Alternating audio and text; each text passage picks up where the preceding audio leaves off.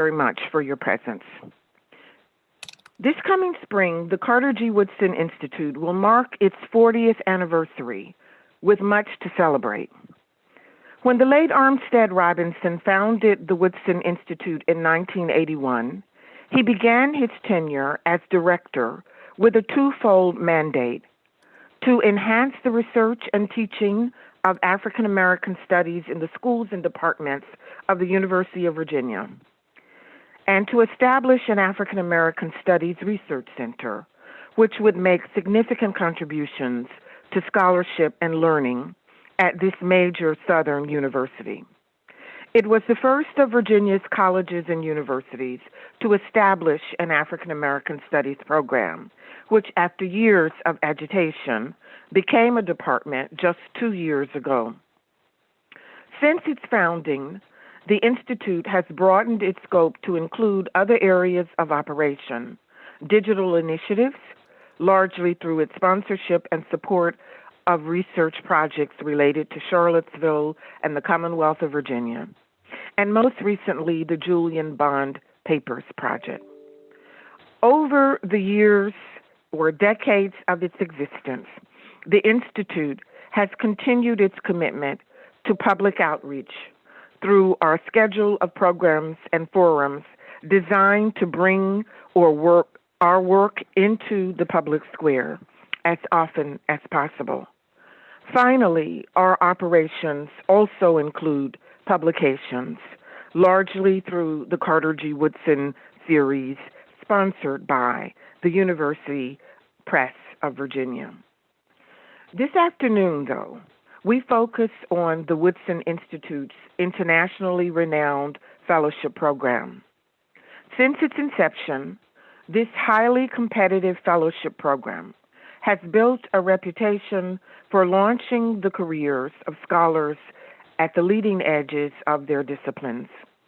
In addition to advancing the research commitments of the Institute, the presence of these fellows has enriched our undergraduate curricular offerings in number and range. Further, the program has been instrumental in faculty recruitment and has been, over the years of its existence, among the most successful and cost-effective means of advancing the critical work of building a diverse faculty at the University of Virginia and beyond.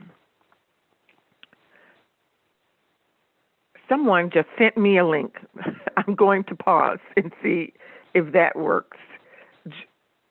No, let me keep going. It says join new meeting. Maybe I should leave and join. Please bear with me.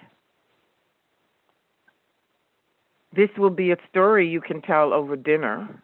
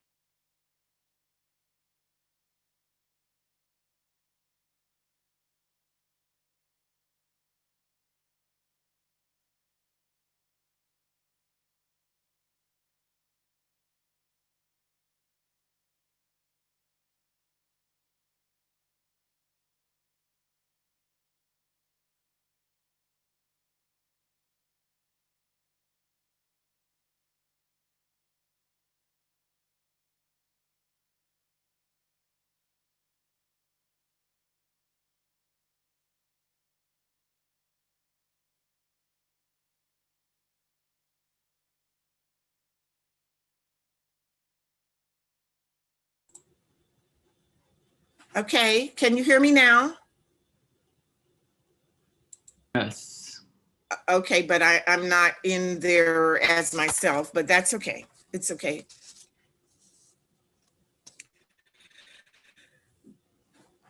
Let me continue with apologies for these technical problems.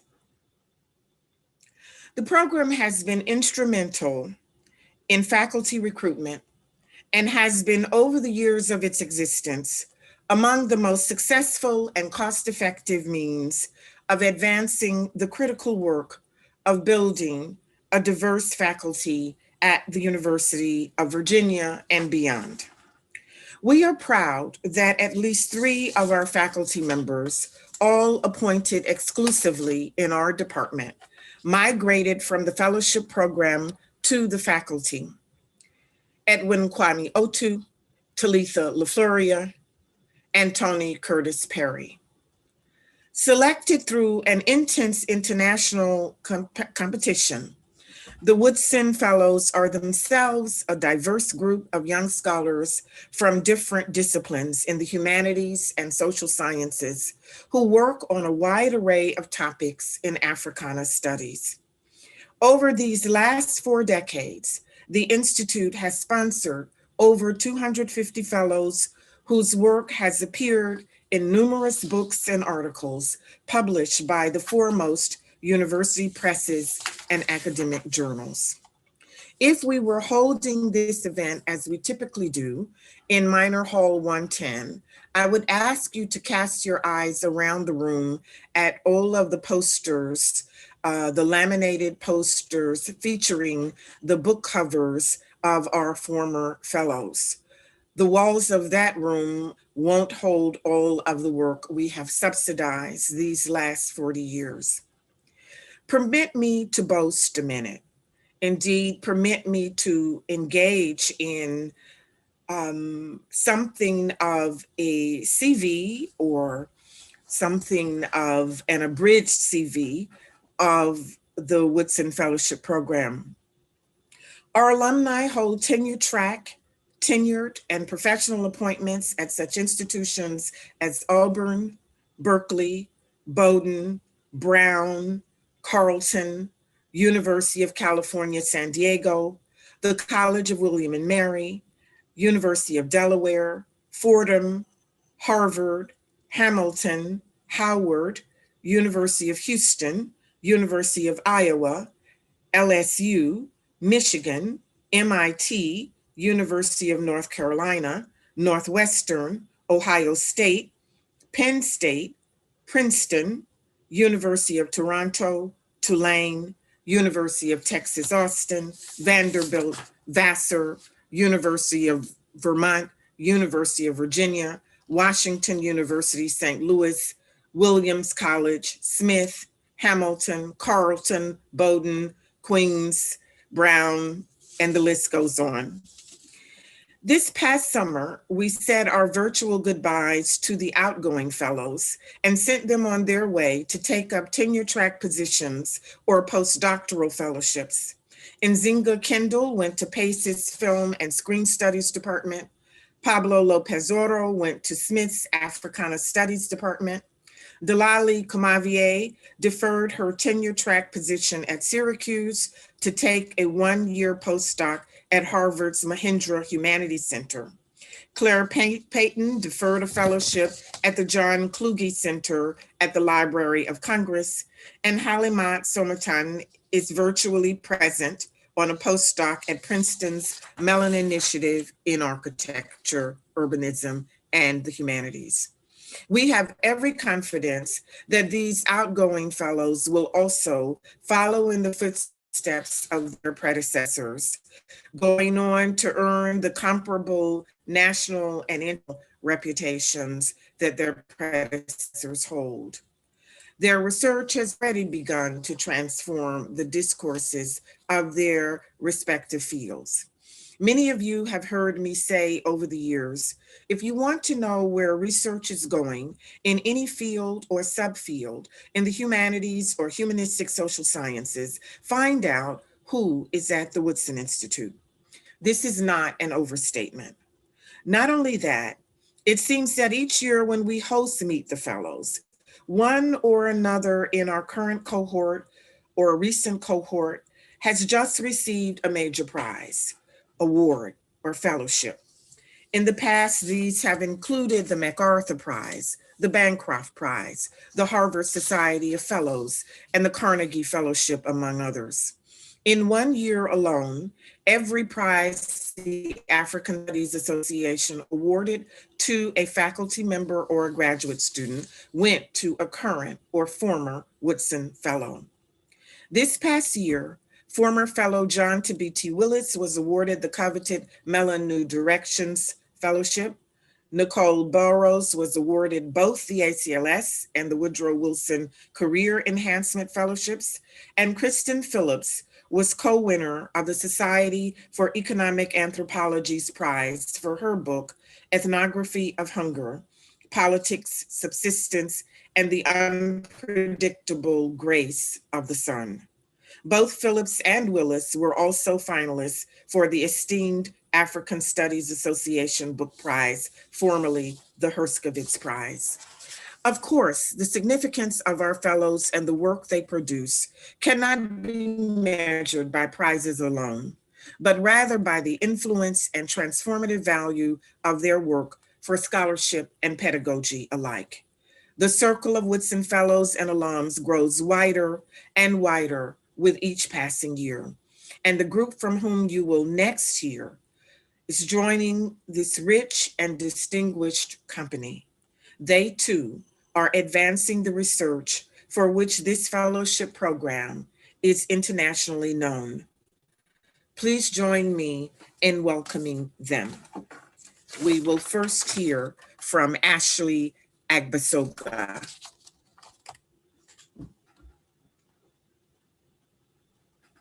Okay, can everyone hear me and see me? Cool. All right. Good afternoon, everyone.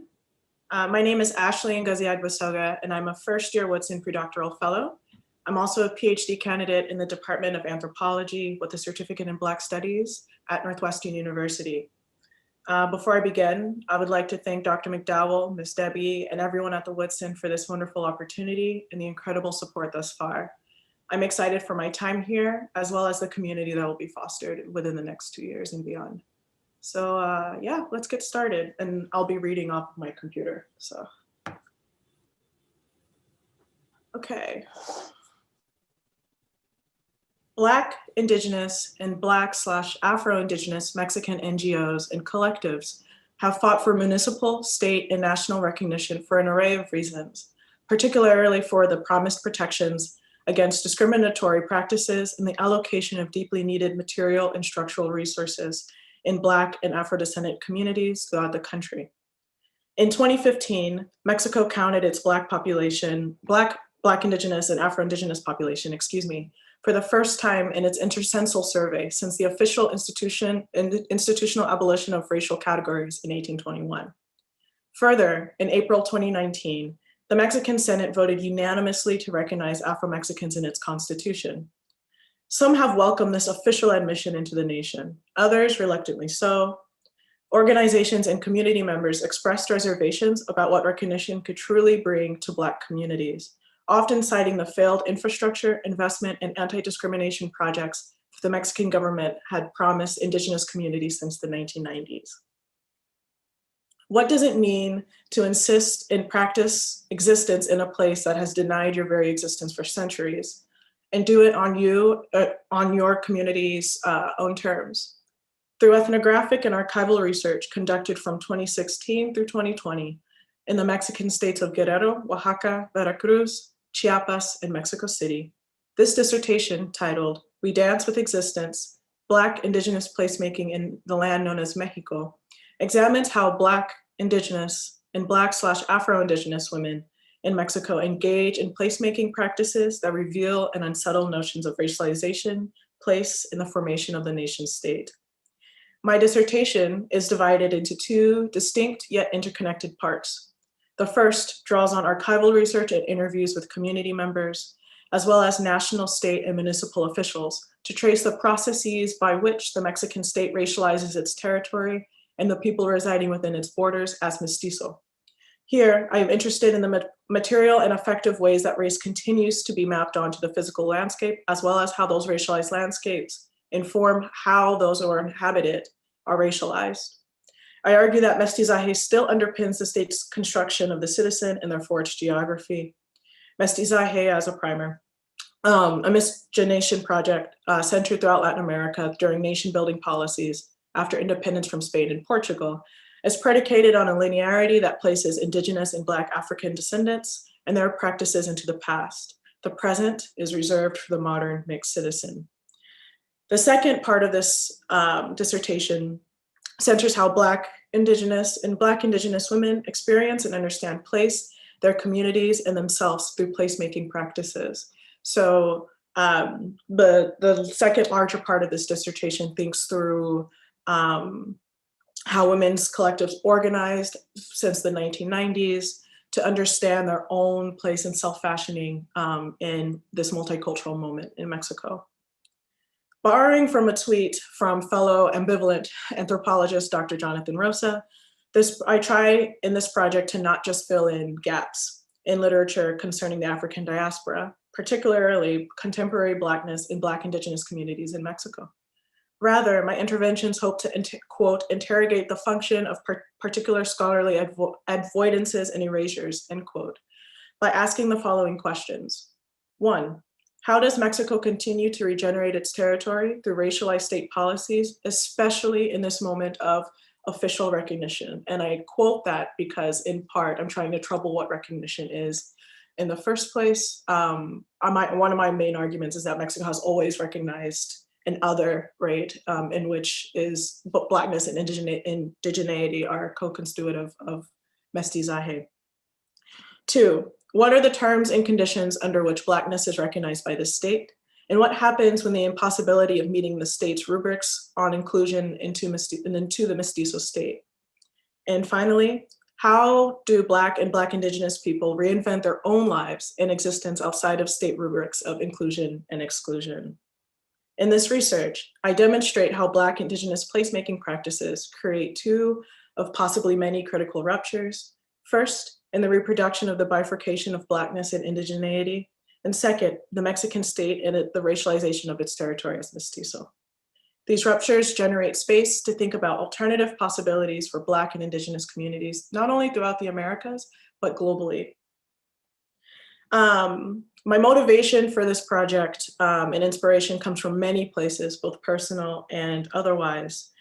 At the basis of this project and what keeps me and the communities going in this project is the dream of liberation of Black and Indigenous peoples, not only in the land known as Mexico, but throughout the hemisphere. In order to combat the systems we are all up against, we must understand how they work.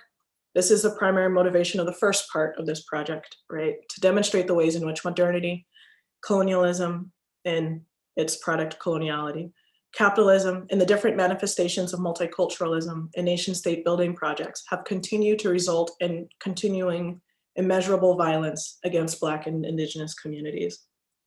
As organizers, educators, and communities alike have already done, my hope is to continue conversation that imagine other worlds as possible through the connections of our struggles and our own fashioning of our lives beyond borders.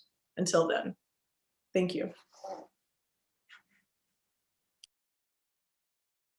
Do I introduce the next person? Yes, that would be fine. Thank you, Ashley. All right, next up. Yeah, sure. Oops. Next up is the brilliant Alicia Mann-Carey from the University of Chicago.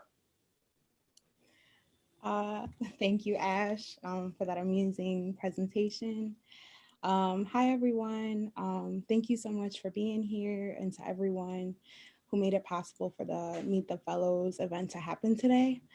I'm really excited to hear about everybody's projects and to get to know everyone in this Woodson community.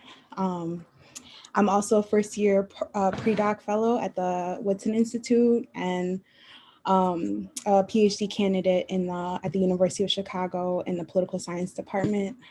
And my dissertation takes an ethnographic and community-based approach to studying state violence, state power, and gendered racial violence in Brazil and Colombia. I'm investigating how Black women are creating networks of support and autonomous organizing by leading movements, resisting the violence against themselves, communities, care networks. And in centering the leadership of Black women in Brazil and Colombia, I argue that they're using a framework of intimacy to describe, frame, and respond to their experiences of state violence, injustice, and human rights violations. And through this analysis, I underscore how language, lived experiences, and spaces of intimacy are shaping the content, demands, and the actions of women's grassroots organizing. For example, I'm looking at the ways that intimacy and activism through emotions of joy, pain, anger, belonging, the construction of home as a domestic and community organizing spaces, and the politicization of motherhood and care. And the guiding questions in my project are: how does identity and affect alter the fields, the domains, and spheres of politics Black women pursue? And if intimacy is the lens through which these policies are conceived, then how does an articulation of the intimate complicate our understanding of and resistance to white supremacy and global anti-Blackness? And then lastly, how do these politics, these sort of grassroots intimate politics, destabilize existing legal advancements, structures, and norms regarding equality, rights, and justice? And in order to answer these questions, my dissertation weaves together participatory, community-based, ethnographic, and other qualitative methodologies. And I was able to collaborate with organizers, activists to organize and facilitate workshops, healing circles, political education, school on art activism and Afrofeminism. And these spaces, methodologies take a popular political education approach, and they were carried out with groups between like 12 and 75 people, mostly Black women. And some of the themes included collective memory, documenting our experiences as Black women, autonomous protection, safety care, telling our own stories, plant medicine, among others. And the interviews largely explored themes that emerged through interviews I was able to do before, such as this language of intimacy when describing encounters with the state and state violence, and conceptions of what community reconciliation, safety, protection entail on the perspectives, reflections, and experiences of Black women. The oral history interviews unearthed some of the transformations to daily life as a result of this context, organizers' conceptions of local and diasporic identities, their aspirations for the future of Black communities, both locally and diasporically, representations of self, values, and beliefs around violence, care, and healing. And my desire to, a lot of my project is really motivated by my desire to make connections to experiences, to movements, to organizations, to women I've had the privilege to work with. And one of the fundamental motivations for the project is to get people, communities, organizations also involved as much as possible. And it's been really inspiring to kind of feel some of those legacies of the project already happening, particularly with this, this art, activism and Afrofeminism collective. And I see my work contributing to Black studies, Afro-diasporic studies, through my engagement with ethnography, participatory research, and Black feminism, to really analyze the intimate labor used by Black women to organize communities and to transform communities. And this work contributes to scholarship on intimacy, on emotions, and political engagement, and addresses, I think, recent challenges of critical race Black studies scholars that are encouraging and pushing us to develop scholarship on political movements, social movements with an intersectional and Black feminist framework, particularly in this contemporary moment where Black movements across the Americas are embarking on an explicitly Black feminist framework that guides organizing philosophies, actions, and agendas. And I will leave it at that. And we'll introduce the next fellow, which is Dana Cypress at University of Pennsylvania. Thanks so much, Alicia. As she said, my name is Dana Cypress, and I am a second year predoctoral fellow here at the Woodson Institute. And I just want to thank everybody for being here and all the folks at the Woodson that have made this possible. My project, In the Time of Disaster, Representations of Hurricane Katrina in African American Literature and Culture, examines Black literary and cultural works that employ Hurricane Katrina as a poetic persona, narrative subject, geographical index, and temporal signal. And as you all know, in the months that followed its landfall, Hurricane Katrina functioned discursively as a loaded metonym for a bunch of interrelated crises brought on by the storm, including the levee breaches, the failure of the state to adequately prepare for and respond to the needs of its citizens, the deluge of media images that were centered around Black suffering, and the incompetence of the Federal Emergency Management Agency. So media efforts to rationalize the government's culpability inspired an abundance of scholarship in the humanities and the social sciences, and that constitutes what we might call the first wave of Katrina studies. This project, In the Time of Disaster, turns to literature and art to consider Hurricane Katrina's significations through the works of Spike Lee, Terrence Blanchard, Matt Johnson, Natasha Trethewey, Nikki Finney, Kiese Lehman, Patricia Smith, and Jasmine Ward.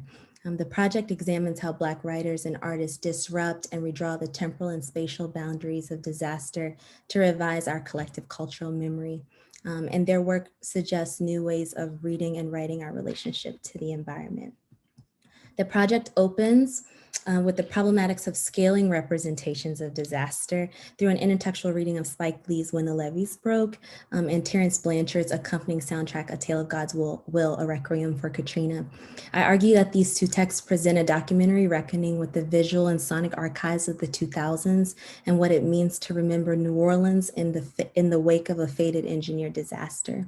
And the second chapter turns to Matt Johnson's graphic novel, Dark Rain, A New Orleans Story, which is an allegory that juxtaposes the terrors of engineered disaster in New Orleans with international terror in the wars in Iraq and Afghanistan. In the second half of the project, I pivot actually to representations of Hurricane Katrina along the Mississippi Gulf Coast. And in my third chapter, I read Natasha Trethewey's Beyond Katrina, Meditations of the Mississippi Gulf Coast as a palimpsest that expands readers' field of vision to see the prison as a portal where complications of post-hurricane recovery coalesce. And that'll actually be the chapter that I'll be sharing in the Fellows Workshop this fall. In chapter 4, I attend to Kiese Lehman's experimental novel, Long Division, and I look at its title metaphor as indicative of a methodological shift in Afro-diasporic contemporary literature and scholarship towards speculation to engage the enumerations and elisions of catastrophic loss after Hurricane Katrina. In my last chapter, I do a reading of Jasmine Ward's 3 novels, Where the Line Bleeds, Salvage the Bones, and Sing Unburied Sing, which I read as a triptych that models a distinctly Southern eco-poetics grounded in the relationality between humans, animals, and the environment, and informed by quotidian and cyclical environmental disaster. My project has implications in African-American literary studies, environmental studies, and Katrina studies. I argue that Hurricane Katrina is an important touch point for African-American history, and that we can think about Hurricane Katrina as a frame alongside post-civil rights frames, post 9/11 and post-Obama frames for reading of contemporary African-American literature. The project's regional focus also builds on debates in New Southern Studies to map the multiple Souths that emerged in the wake of the storm. And finally, my argument about temporal distortion that characterizes the text that I examine extends the call for environmental studies, from environmental studies, for us to think more expansively about environmental change as processual rather than a series of discrete events, and also alongside racialized violence and oppression. Thank you so much for listening. And now I would like to introduce my colleague, Amanda Gibson from the College of William and Mary. Thanks, Dana. I am a PhD candidate in the history department at the College of William and Mary and a second-year predoctoral fellow here at the Woodson. Thanks to everyone, again, just to echo my colleagues, thanks to everyone for being here today and to the Woodson for supporting my research. My dissertation analyzes the credit arrangements of Black Virginians enslaved and free from the American Revolution to the Civil War. The traditional history of banking often focuses on the institutions themselves, so the creation of the first bank of the US or the bank war between Jackson and Nicholas Biddle. The implication was always that banking and capitalism were a corrective to exploitive and unfree economic systems like enslavement. But more recent scholarship on capitalism has instead focused on how modern banking institutions were built on enslavement. The profit from the slave trade itself and from commodities produced by enslaved labor became the capital investment that fueled the growth of the banking system as we know it. My work builds on this scholarship and is an attempt to describe the intersection of race and forms of debt. I became interested in the early evolution of the banking system at the Federal Reserve Bank of Richmond, where I spent the first decade of my career. I worked in community development and economic education, and it became abundantly clear to me that we can't understand the banking system or personal finance today without understanding the ways in which race is embedded into these systems. We see discrimination in lending, a wealth gap, access to credit issues, all of these things connected to a long story of racial injustice in American society. My time at the Fed also showed me the power of debt as a tool of growth or a tool of exploitation, depending on who wields it. For example, we looked at payday lending. It's the system of credit designed to trap vulnerable individuals into never-ending payment cycles, but it fills a need and keeps people from even more dangerous forms of borrowing. Subprime mortgages offer the same story. These are financially dangerous mortgages. They are expensive for borrowers, and in 2008 led to widespread foreclosures and almost brought down the system. But subprime mortgages also allowed record numbers of Black women to become homeowners for the first time, which in America is an important step in building wealth. We should not have a banking system that considers Black women subprime. Clearly, we have a long way to go to resolve these issues of injustice. And so for me, and how that informs my work, is understanding how invasive racial injustice is in our banking system is about understanding its origins. I'm interested in antebellum Virginia because it is the time in which credit evolved from being relationship-based and local to increasingly abstracted and institutional. As democracy assured new rights for white men, Black Virginians, and especially Black women saw the erosion of their legal access to civil and political rights. And the enslaved experienced the horrors of the internal slave trade. My dissertation examines different forms of debt at the moment of conjuncture in which changing ideas about freedom and relationships of debt began to evolve into the banking system that we have today. Chapters 1 and 2 of my dissertation focus on jail debt. In chapter 1, I offer a quantitative analysis of records from the Richmond City jail system in the early 1840s. I found that young, free Black women were enslaved at higher rates than Black men through the jail system. These were women and girls who proved their freedom in court, but were nevertheless sold to pay fees that they incurred during their incarceration in the city jail. We see this exact same mechanism happening today in Florida, for example. Those in power using debt structures to prevent Black people from participating in the political process. In chapter 2, I show that when free Black Virginians escaped this trap of jail debt and maintained their free status, they often did so at the cost of funneling capital from Black communities to the slave system. Chapter 3 is the story of Elizabeth Keckley, who was born enslaved in Virginia, but borrowed to secure her freedom and went on to be a successful businesswoman and friend in Modise to Mary Todd Lincoln. I argue that the story of her self-emancipation highlights the racialized and gendered aspects of evolving determinants of creditworthiness at the moment when bankers began to quantify credit scoring. Chapter 4 is on local informal credit networks. It describes the web of credit arrangements that tied a free Black barber and his wife in Shenandoah County, Virginia, into the local economy. The estate records of Prince Henry show that he lived in an economy that was fully capitalistic, but did not operate on cash. Instead, he kept a book of his clients with their running debts for cuts and shaves. In turn, his debts were recorded around town when he bought bacon or had carpentry work done. These debts tied the community together. Everyone owed someone and was owed by someone. Sometimes these debts were fully paid by labor performed or a bushel of wheat, but often they existed as outstanding debts for years and were only addressed when someone died. Despite Henry's integration into the community within appropriate racial boundaries, of course, his free status and his wealth, he was a business owner and he was a property owner. His widow was made vulnerable by his debts and almost lost her home when he died in 1841. Finally, in chapter 5, I show that enslaved people were lenders too. Scholarship on the slaves economy shows that enslaved people produced goods and services outside of what was required of them by their enslaver.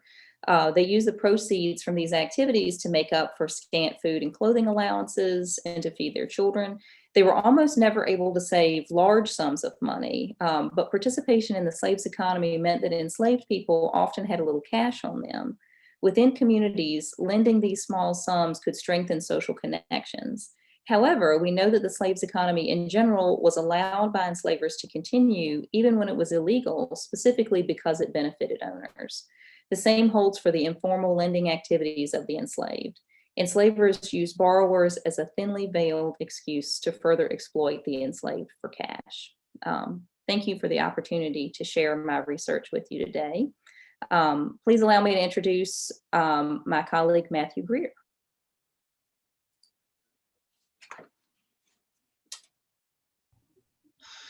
Hi, good afternoon. Thank you all for coming, and thank you so much to the people that organize this event.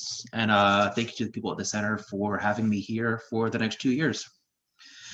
So my name is Matt Greer, and I am a first-year predoctoral fellow and a PhD candidate in the Department of Anthropology at Syracuse University. I'm an archaeologist, and my research focuses on the lives of enslaved people in Virginia's Shenandoah Valley. The Shenandoah Valley is a region where scholars have long argued that slavery did not really exist, and it wasn't until the 1990s that historians finally began studying slavery in the region. However, all of the dozen or so studies that have done this have focused on the institution writ large, which generally leaves out the stories of the women, children, and men enslaved in the valley. My dissertation project attempts to study these people and write their lives back into the history of the Shenandoah Valley. And I do this by addressing 2 questions. First, what was life like for those enslaved in the Shenandoah Valley? And second, how did enslaved people shape the history of the Shenandoah Valley? And essentially, how did their actions help create the region as we know it today? I answer these using information from an enslaved quartering site at Belgrove Plantation in Frederick County, where I directed excavations between 2015 and 2019. And just for reference, Belgrove is located where I-81 and I-66 intersect. We currently have a team of researchers studying different aspects of the sites, but my specific research focuses on analyzing the ceramics that we found to determine what types of vessels enslaved people owned, how they used them, and where they may have gone to buy them. I also studied the layout of the plantation landscape and how enslaved people found ways to carve out spaces for themselves within it. To round out my work, I conducted documentary research at local archives, focusing mostly on early 19th century newspapers and merchants' ledgers. So this is a quick example just to make all this tangible, to show how this all comes together. Enslaved people in the region frequently, let me give a quick example, sorry. Enslaved people in the region frequently grew and raised food for themselves to supplement the meager rations that they were issued. And just like Amanda said, when they had more food than they needed, they could sell it to make a little bit of money.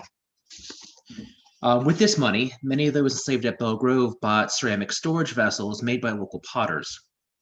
By comparing the types of storage vessels they bought to those bought by white consumers, we can tell that enslaved people bought different types of vessels than white people because they were storing different types of food, and they were most likely participating in their own culinary traditions. And based on the evidence from Belgrove, enslaved people bought a significant number of the ceramic vessels made by local potters, and their actions as consumers most likely helped shape the Shenandoah Valley's local ceramic industry. And this sort of disproves long-held notions that local pots were made by white people for white people. To theorize the lives of enslaved people in the Shenandoah Valley, I draw on 3 bodies of literature. The first is archaeological studies of materiality, which focuses on how everyday things affected people's lives. The second is assemblage theory, and I particularly draw on the work of Gilles Deleuze, Aurore Glissant, and Antonio Benitez Rojo. And the third is Black studies, especially the work of Sylvia Winter, Sadiah Hartman, and Alexandra Wahalio. I'm sorry for dropping so many names right there. I figured that was the easiest way to go about that.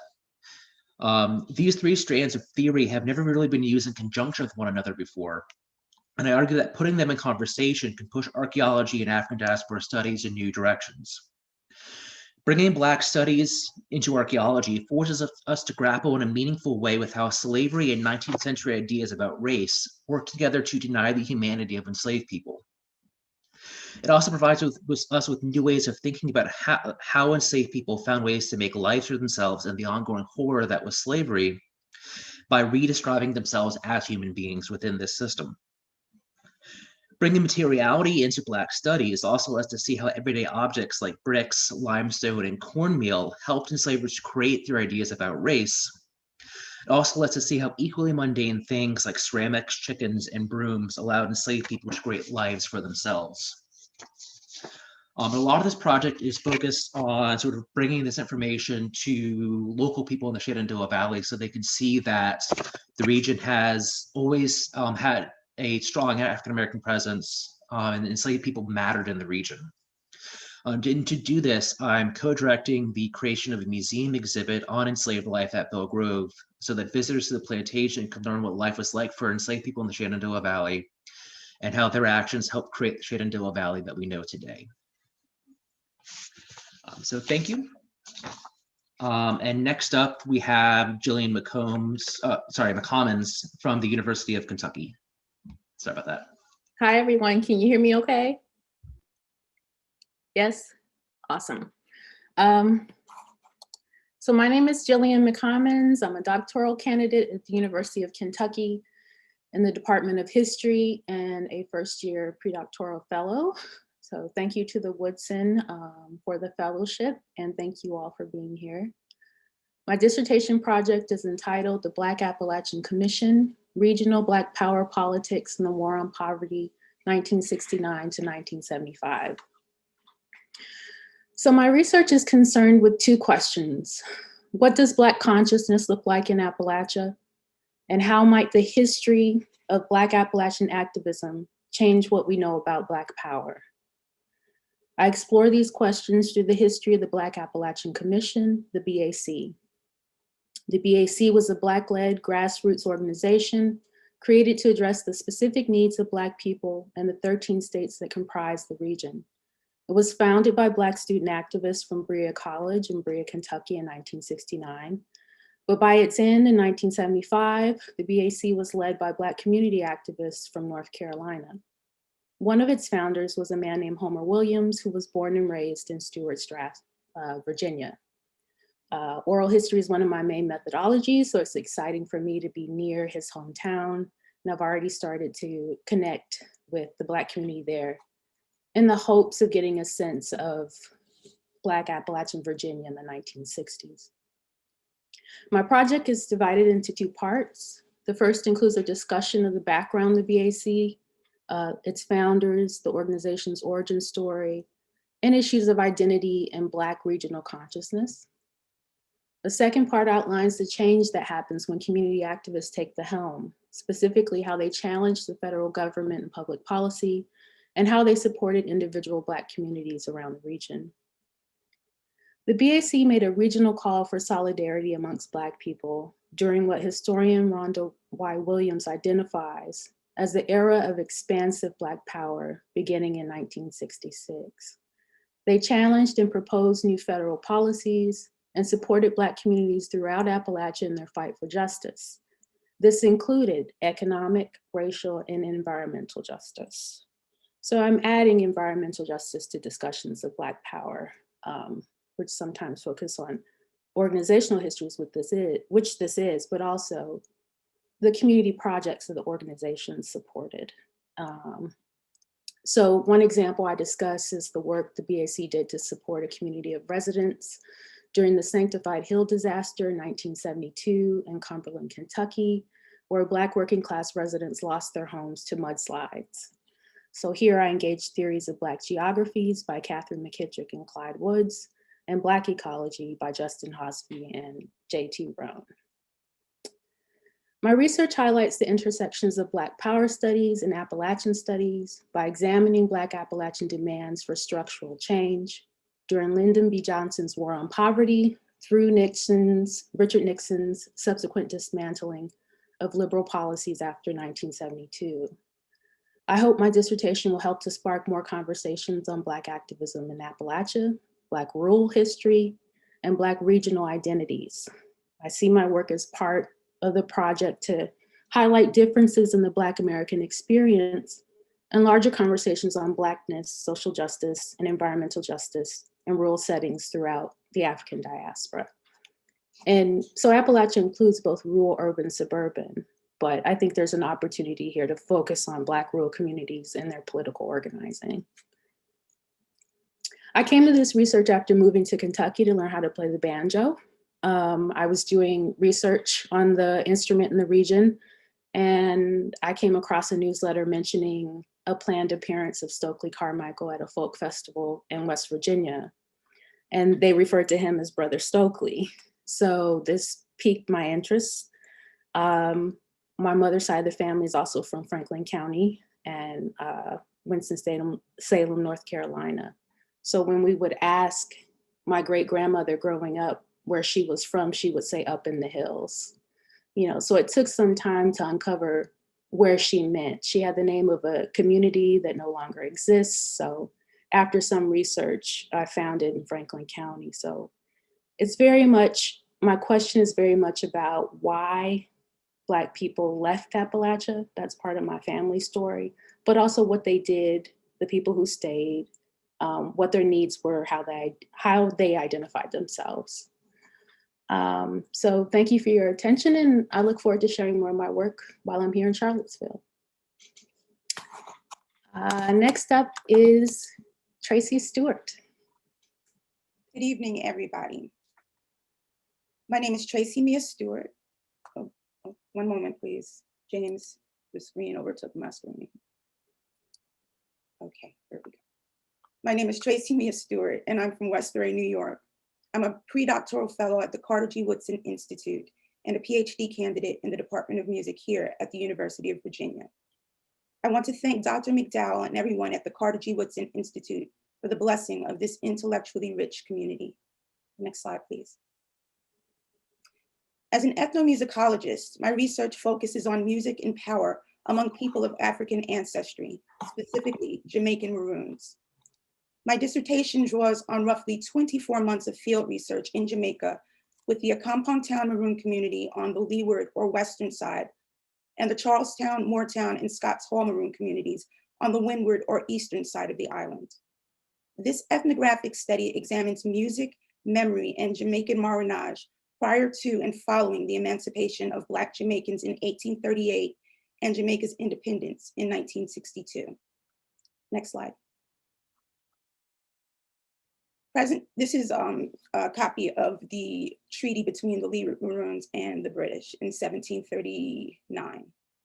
Present-day Jamaican Maroon communities are comprised of the descendants of freedom fighters who were self-emancipated Africans, Africans who avoided enslavement entirely, members of the island's indigenous population, the Taino, and Black Jamaicans who were born free but in a state of fugitivity. They found shelter and defensible positions in the island's rugged interior, which helped them to evade capture and repel attacks. For mountain strongholds, Maroons staged successful campaigns of guerrilla warfare against the British that culminated in 2 18th century peace treaties. The treaties granted them freedom and land in return for the cessation of hostilities. On the evening of July 31st, 2017, the Scotts Hall community celebratorily awaited their annual August 1st commemoration of their 1739 treaty signing. Slide 3. Can you press play?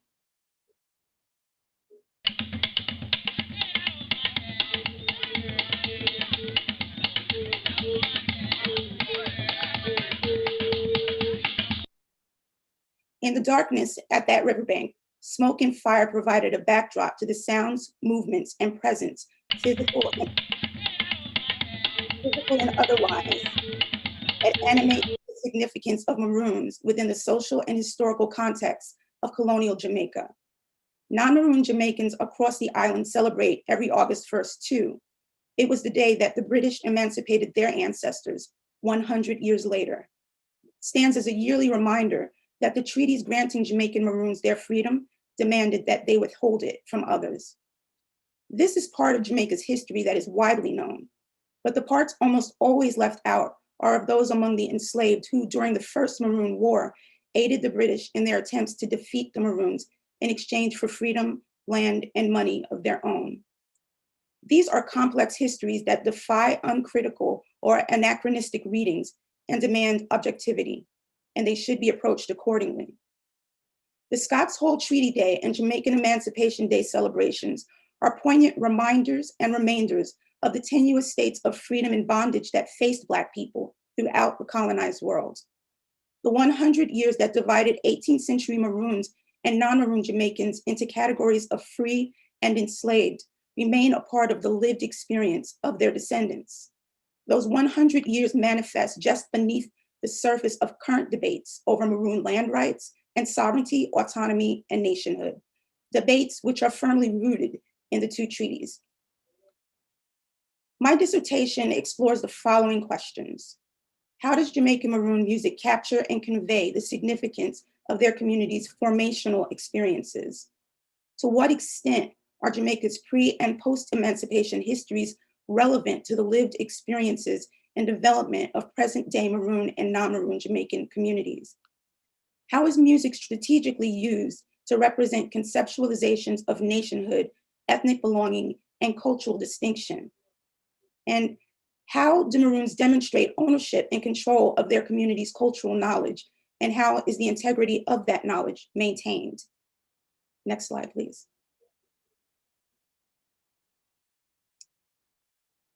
Music, dance, food, and other aspects of Jamaican Maroon culture inform who they are, and by design, foster ties between Jamaican Maroon past and present, and offer multiple paths to possible futures.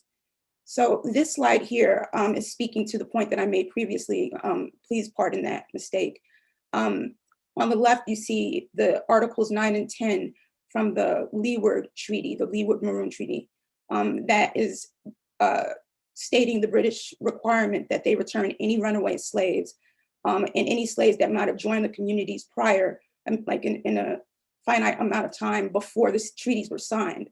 The document beside it is from the Jamaican Journal of Assembly, which is, it's actually a part of the ratified treaty, which is telling Maroon communities that they, excuse me, I'm sorry.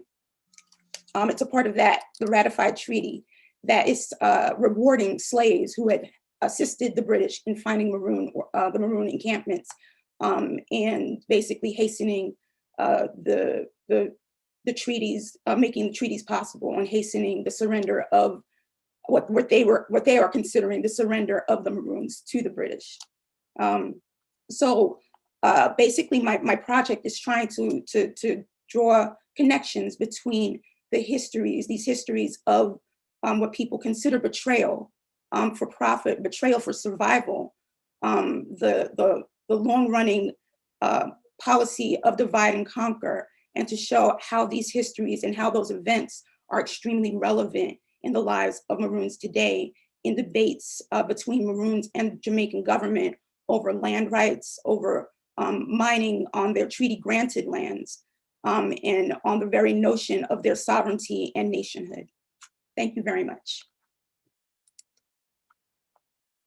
Oh, I'm sorry. And I'd like to now present my colleague, Sarah Balakrishnan from Harvard University.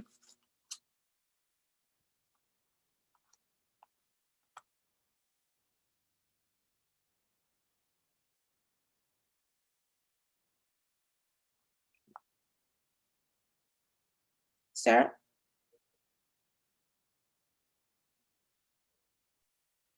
Hi, everybody. Thank you. Sorry about that. I am working on my first book manuscript here at the Woodson, which is about anti-colonialism, the public sphere, and spatial transformation, the Gold Coast, which is what is now present day subject that asks, how does a revolutionary public come into being? And what does that process have to do with land, territory, and the production of space?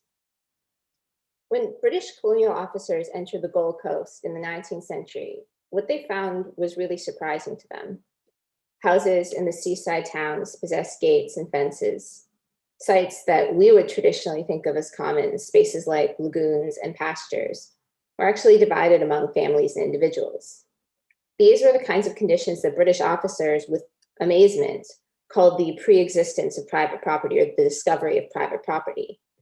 And it completely transformed the material practices of colonial rule in the territory. For around the world in the 19th century, one way that Europeans annexed land was on the basis of indigenous land tenure. In the Americas, South Africa, Australia, and Kenya, colonial lawmakers looked at the territory and said, this is clearly the private property of nobody. This is public commons. People simply live on the land. So now it can be claimed as the property of the new public sovereign, which was the colonial state. Alienation and colonization was tied to land practices. But in Ghana, colonial officers could not make this argument. From the very beginning of colonial rule, all land was declared to be the private property of its people.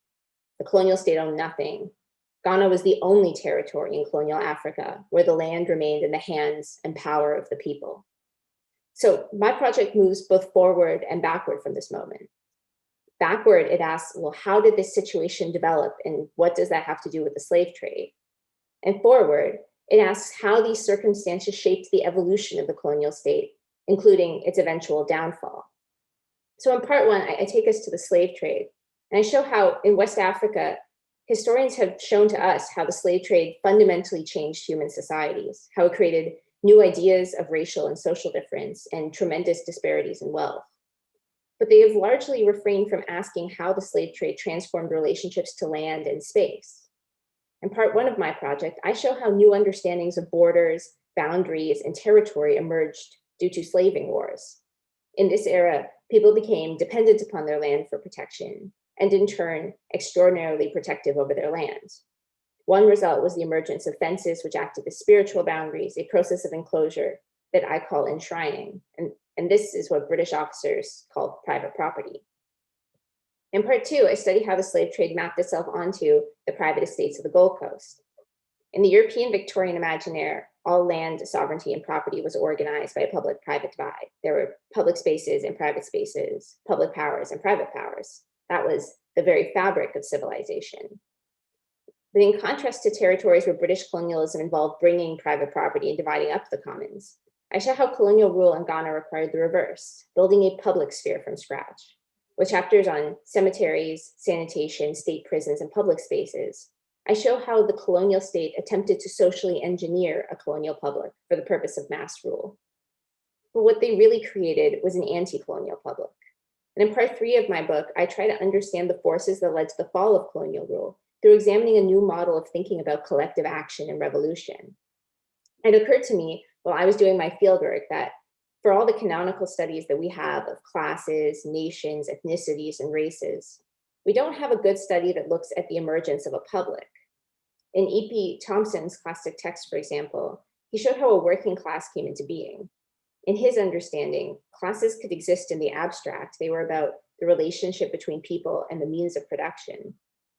But in order for a class to become truly revolutionary, they had to have class consciousness. They had to know that they were a class, workers united in a common structural position who could mobilize on that basis. Similarly, we have path-breaking studies on how nations and nationalism develops, how people in a territory or without a territory come to see themselves as sharing a common identity, and how that can mobilize to claims for self-sovereignty, for statehood, for the nation state. But in comparison, the concept of the public seems like an important category that we know very little about. Just like classes, I think that publics can exist without self-awareness. All that defines the public is that they are communities of the governed who have some say in the ways that they are ruled. But when people mobilize as the public, when they say we are the public, we the people, we demand this, that claim throughout history has had transformative effect. Just as class connotes a particular relationship between people and production, I think that the public invokes a particular relationship between sovereigns and subjects. So in my book, I look at the making of an anti-colonial public in the Gold Coast. And I argue that the public emerges through the role of being guardians of the land. Rather than think about states' rights and people's rights in the abstract, I argue that political sovereignty and civic responsibility both stem from protecting the land. And when the colonial state inevitably intervened in the land in order to appropriate it, the people revolted to defend their rights as guardians of the territory. And the language that they used was of we the people, we the public. In other words, expressing public consciousness.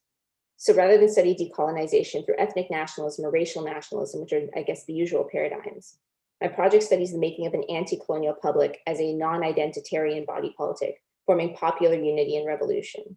So this is a project that pairs a social history of revolution with studies of land, space, and the built environment. So thank you very much.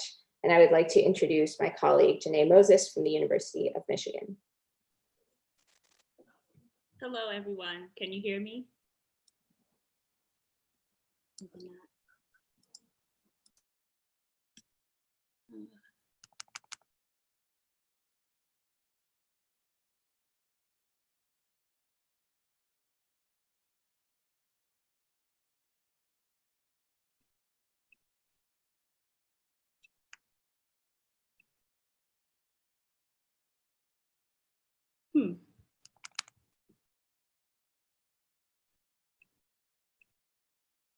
Okay.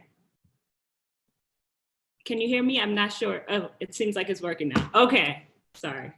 Hi, everyone. Thank you so much for being here at this event. It was great hearing from so many of my peers. I'm a first-year postdoctoral fellow at the Woodson, and while I'm here, I will also be transforming my dissertation into a book manuscript. I'm going to read and just tell you about my project. So my project examines how Amina Baraka, Nina Simone, and Elaine Brown account for womanhood during the era of Black power. I consider their girlhood experiences, complex romantic desires, and even rumor to call attention to understudied complexities and contradictions in the lives of Black radical women. And throughout this presentation, I will refer to Amina Baraka, Nina Simone, and Elaine Brown by their first names as a gesture toward the intimate way that I engage with their lives and their works.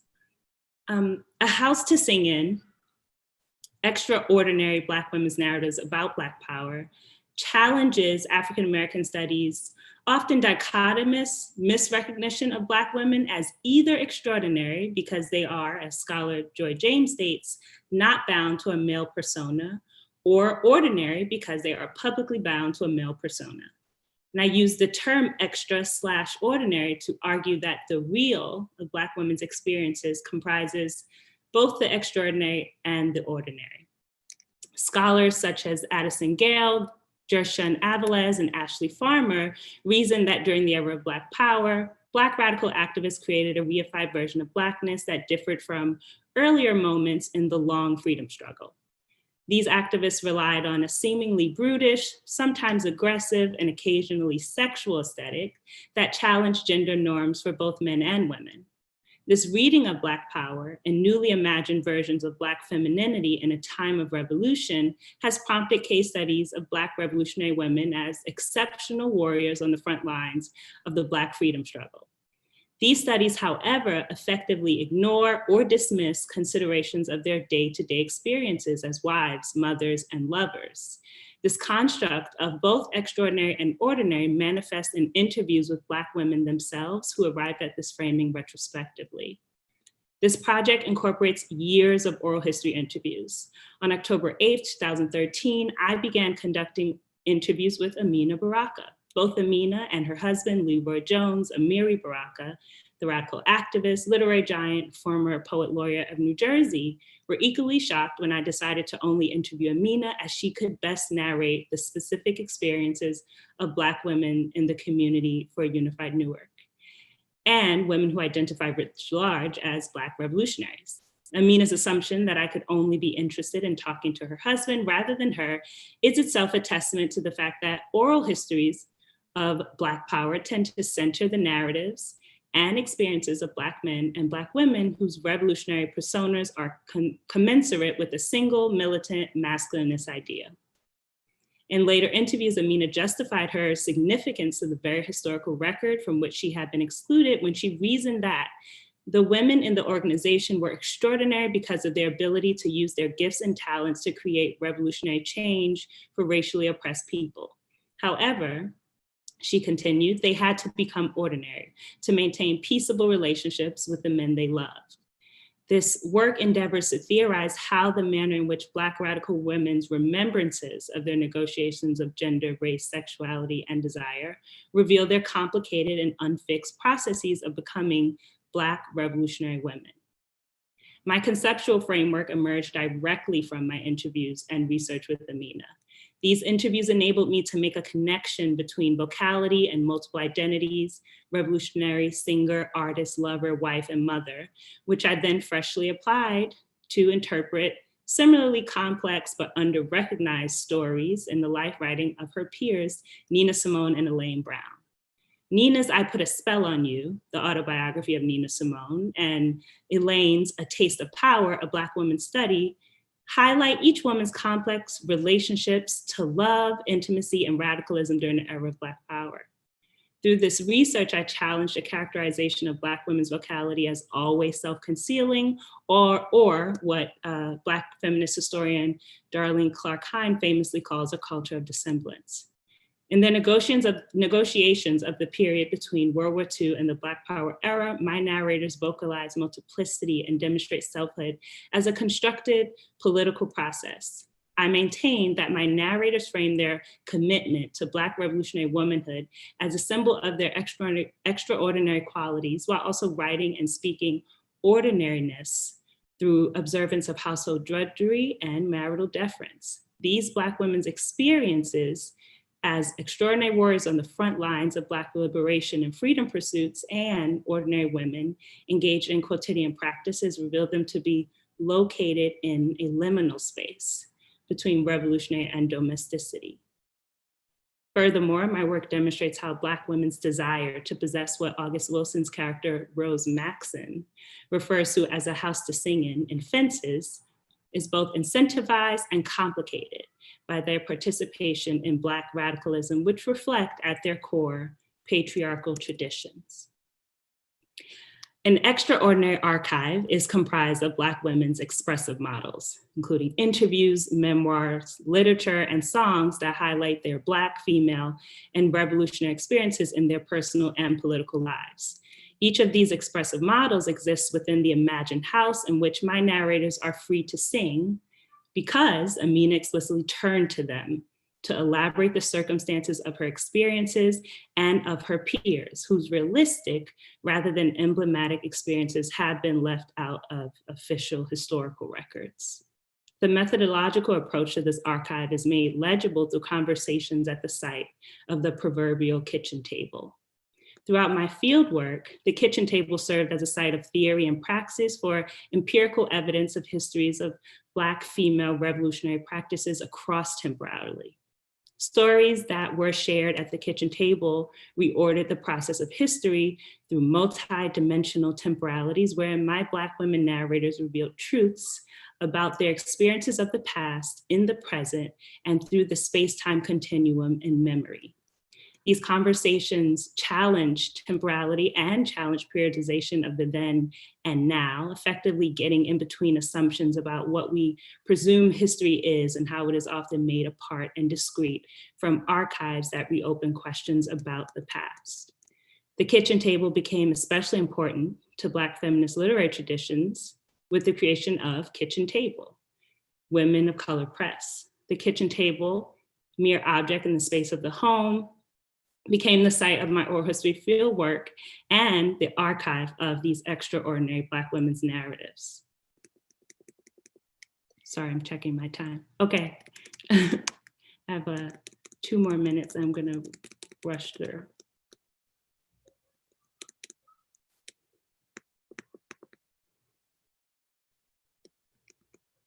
Okay, so I'm concluding. A House to Sing In departs from received practices of historiography, oral history methodology, and Black women's narratives to elaborate disciplinary and interdisciplinary assumptions that stand in the way of hearing Black women's extraordinary experiences. Interrogating the dialectical relationship between singing, which I code through the blues tradition, and contemporary Black women's vocality makes the case for the evolution of the blues form throughout the 20th century and 21st century. My project relies on an interdisciplinary approach to Black women's studies, African-American literary theory, and Black power studies to excavate the dialectical relationship between the blues tradition and Black revolutionary women's cultural expressions. My field, sorry, I feel like I'm running out of time. So I'm going to conclude because this is getting long. Okay, it's fine. I could stop there. I just realized I was talking for 10 minutes. Okay. We'll next hear from James Parker. Hi, everybody. I am James Parker. I completed my PhD in world history at Northeastern University earlier this year. And I'd like to reiterate the comments made by a lot of my peers here in thanking everybody who's put this together. I'm a first-year postdoctoral fellow at the Woodson Institute. And broadly speaking, my research focuses on water development in colonial era Kenya between the 1930s and independence in 1963. So in the arid and semi-arid landscapes of Kenya, the colonial government invested thousands of pounds in expanding water access into the hinterland to spur agricultural production. Creating productivity required the coercion and redirection of numerous rivers and streams, while creating hundreds of boreholes and dams that pockmarked the landscape. Further, the development of productive areas in these regions necessitated the legislative erasure of the native populations that inhabited these areas, groups whose subsistence was deemed too primitive or antithetical to the cash crop empire that the colonial state hoped to erect after 1945. The dismissal of tribal claims to land and resources served to create a hierarchy that justifies state intervention on behalf of settled export-oriented production.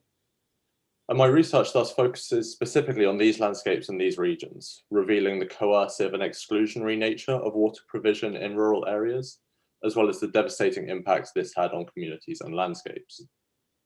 These narratives and these experiences are critical in evaluating the implementation of colonial development policies, as well as providing an important human and environmental perspective to a topic often dominated by top-level political and economic analyses. Studying water and the ways it has historically been used to subjugate or evict rural populations from potentially agricultural land is thus an essential intervention for the social and environmental history of Kenya.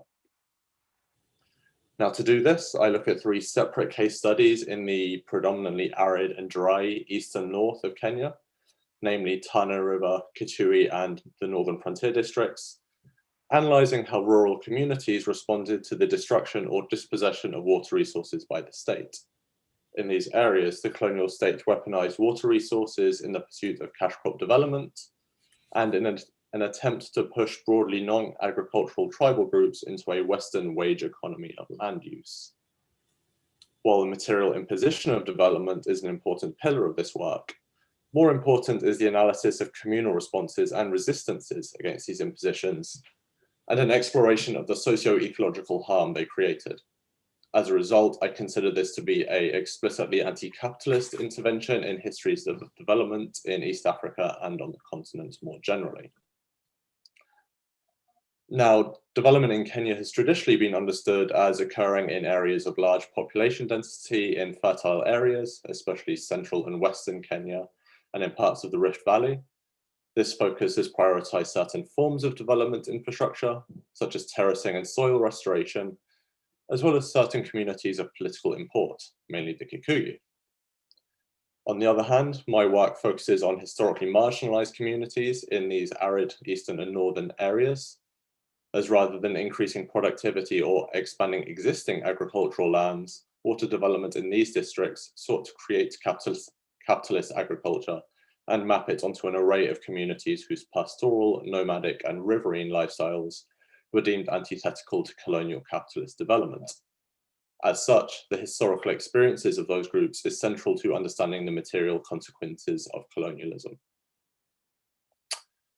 So focusing on these areas further allows me to get some of the key socio-environmental questions surrounding colonialism. Kind of what does water mean in these regions? How did the colonial instrumentalization of water affect tribal groups? And how pastoral and nomadic groups responded to widespread changes in rural, social, and ecological networks.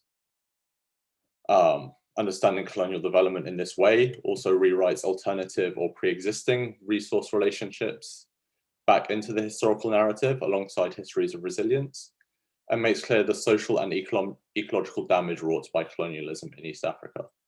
Making white supremacy central to the history of rural development in this way clearly demonstrates the ideological imperative that shifts the burdens of climate change and ecological decay onto marginalized communities. Now, just to wrap up here, moving forward, whilst I'm at the Woodson, I'm also going to be working on transitioning this from a dissertation into a book project with more theoretical and political importance. My major research questions in the book project therefore center on how development ideologies impose capitalism and white supremacy onto African ecologies, how these ideologies differ from communal eco-philosophies and environmental cosmologies surrounding water, and how localized eco-social philosophies respond to externally generated environmental pressures.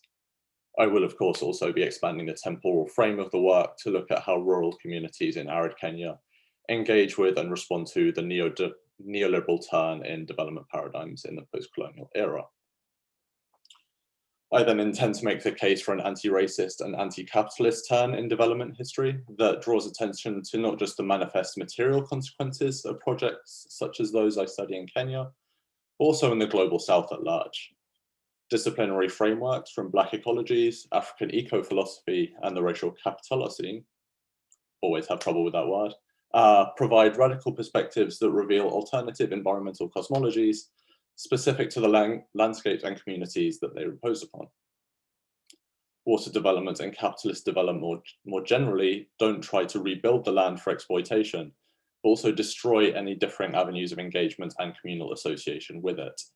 And imperial and environmental histories of development in Africa need to utilize and engage with these aforementioned frameworks in order to more fully render the social and environmental consequences of imperialist and capitalist white supremacy. It is this theoretical and methodological interdisciplinarity that I will be specifically working on here at the Woodson. Thank you very much. And up next, and finally, I believe, is Brian Smithson.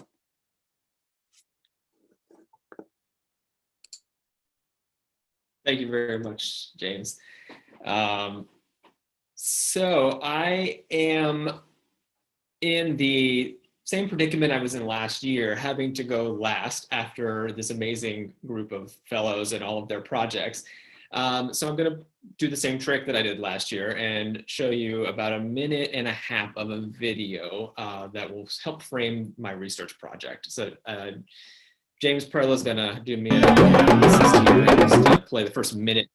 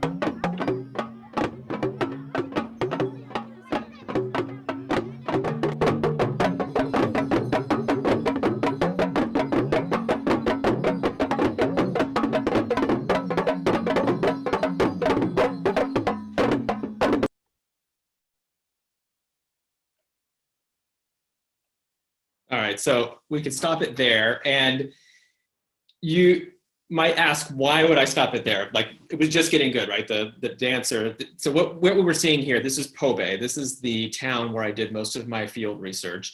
And you were seeing the Egungun. This is a Yoruba or Nago in Benin, a Nago Yoruba masquerade that celebrates the ancestors, brings them back to life to bless their descendants.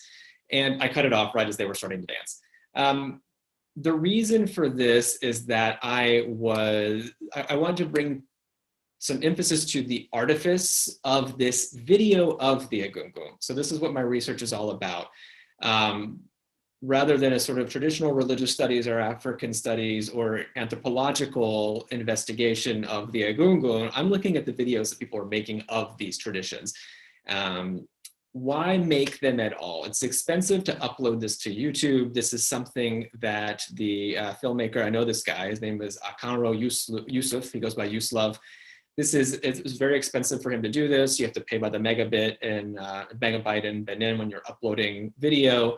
And this guy, he's a Muslim. He's making this, as a Muslim man, he's making this video about indigenous religion. And I found this through my fieldwork. I found that this happened again and again and again. You had Christians and Muslims who were spending a lot of economic resources on making films about these things that are called traditional, that they call traditions. I joined a group called Kapadi. It was a Yoruba Nago video filmmaking association. I was an apprentice with several filmmakers and learned to make these documentary films, but also fictional films over a period of about 2 years. And so as a Woodson Fellow in my second year here as a postdoc, I am now writing a book manuscript about what is going on here and making the argument essentially that these videos are serving as a modern instantiation of praise singing. These video filmmakers are turning their lenses towards these subjects that they consider traditional in an effort to show them at their praiseworthy best. And they also turn their attentions towards potential stakeholders through videos that are aimed towards them that creates essentially an alternative economy of attention between filmmakers and the people that they are filming.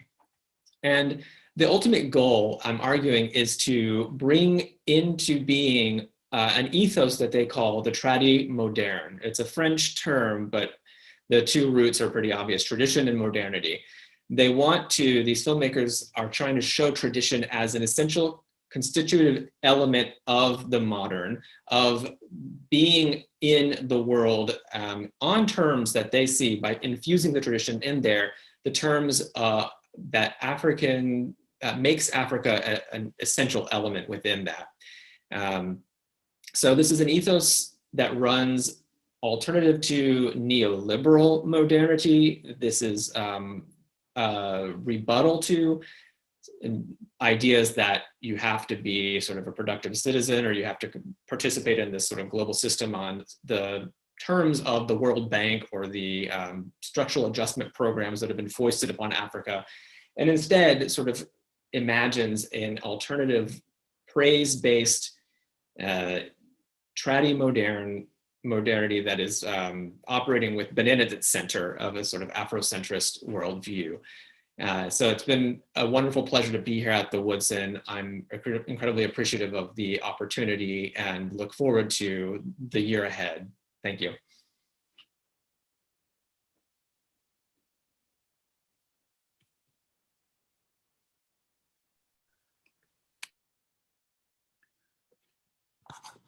Wonderful. Thank you all. There's nobody after me, so. Yeah, thank you all for those incredible presentations.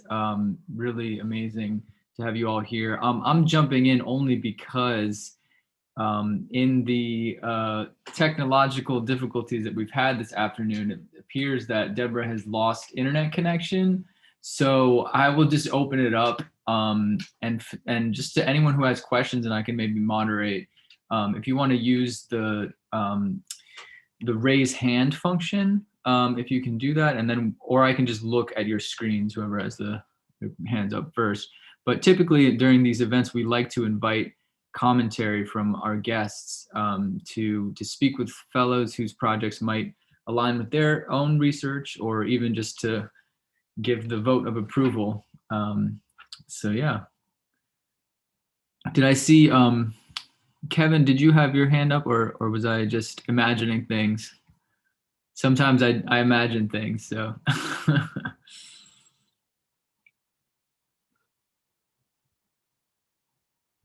Okay, well.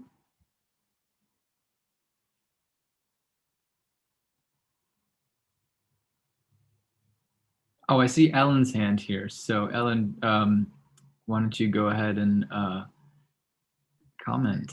Is there supposed to be a raised hand feature in? Yeah, I think there is. If you click on your side, you can do reaction. Okay, I don't actually see it. So I have a question for James Parker about the methodology for figuring out how the Indigenous people responded to these, changes in the water and the environment. In other words, what are your sources for knowing that? Sure. Well, thank you very much for your question. So this is entirely an archival historical project at the moment. So I conducted research in Nairobi, Mombasa, and a couple places in the UK and the US. So obviously the archives are full of silences. We're kind of familiar with these methodological flaws within kind of historical research, right? So I acknowledge that's kind of like an absence that I have to deal with in my work. That being said, there are a lot of kind of quote unquote like traditional responses, or what we would consider the colonial state would be considering a normal response to this, right? So petitions, strikes, things like this, kind of physically and materially rebelling against the work being undertaken in communal lands. So this is kind of one piece of evidence. Obviously, this is using the language of the colonial state against itself. And again, kind of privileges the resistance of either people who speak English or speak Swahili, right? Or can kind of frame their criticisms in a way that is legible to the state. There are also kind of, well, I would say, like networked responses. You can see kind of chains of outmigration from the areas I study that are precipitated by changes in the landscape, changes in the local economy that push predominantly men from these rural regions that are being developed, quote unquote, to Mombasa, to Nairobi. And with that, you see the growth of kind of trading centers in these rural areas, and like intertribal or inter-ethnic alliances kind of built up on the sharing of resources to try and get around the sorts of dispossessions and the sort of theft of resources that the colonial state is undertaking as well. So that's predominantly the kind of resilience and resistance that I'm looking at here.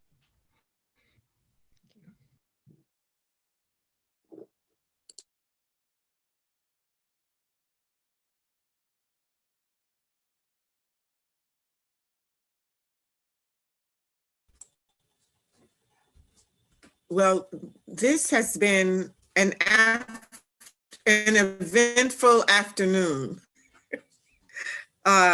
where my internet is not working. So I missed you all together, Brian. It went out. There's a lot of activity, Zoom school and everything, but it's never happened quite this way. Were there any other questions that you'd have of the fellows? We've run over time because of the technical difficulties I had at the start, and for which I apologize. I know it's getting late. It's now 6:12, and I know what I'm going to do as soon as I get off. I'm going to pour myself a glass of wine. And so you may want to do that too, but I need to hold on. There's Zoom schooling, tutoring, and over in the corner. So, are there any questions? Wonderful presentations. Reinforcing what I said, want to find out where research is going in really innovative ways, find out who's at the Woodson will agree with me. that these presentations clearly reinforce point. We're happy to look forward to working with you in the weeks and months ahead. The first workshops are closed typically, is next week. So we begin our work officially next week with Amanda. Amanda's are Peter Hudson from UCLA and our own Peter Hudson will be later next Wednesday afternoon in the African Studies Colloquium series. Peter is the author of Bankers and Empire. We have the title slightly off, but the broad theme is Banking in the Caribbean. Really a very rich thinker. We look forward to welcoming him both to the African Studies Colloquium. All right, going once, going twice. Questions, comments?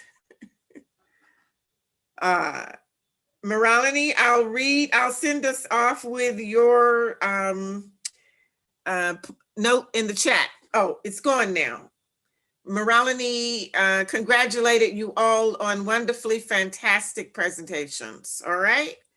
Have a wonderful evening. Thanks to James, thanks to Debbie, and apologies again for my technical difficulties. All right. Have a great evening. Thank you, everyone. Thank you. Thanks, everybody. Night. Bye.